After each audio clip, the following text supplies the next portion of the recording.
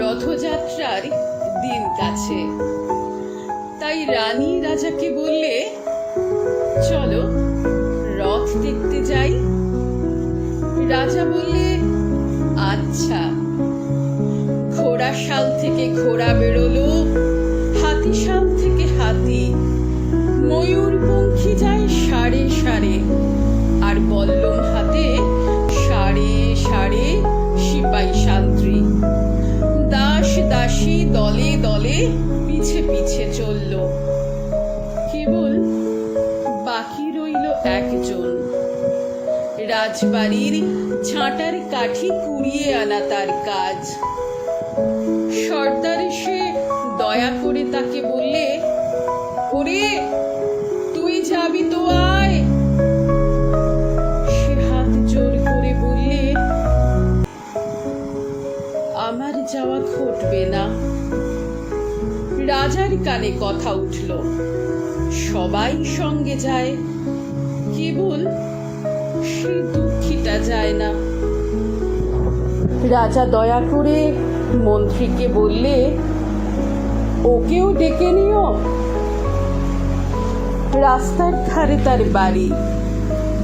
হাতি যখন সেইখানে পৌঁছলো, মন্ত্রী তাকে ডেকে বললে, ওরে দুঃখী, ঠাকুর দেখবি চল। সে হাত জোর করে বলল, কত চলবো?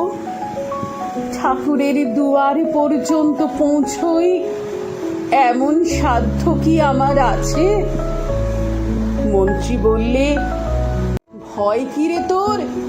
রাজার সঙ্গে চলবি। সে বললে, সর্বনাশ, রাজার পথ কি আমার পথ? মন্ত্রী বললে, তবে তোর উপায়? তোর ভাগ্যে কি রথযাত্রা দেখা ঘটবে না? সে বললে, ঘটবে বই কি, ঠাকুর তো রথে করেই আমার দুয়ারে আসেন। মন্ত্রী হেসে উঠল, বললে, তোর দুয়ারে রথের চিহ্ন কই? দুঃখী বললে, তার রথের চিহ্ন পড়ে না। মন্ত্রী বললে, কেন বলতো? দুঃখী বললে, তিনি যে আসেন পুষ্পক রথে।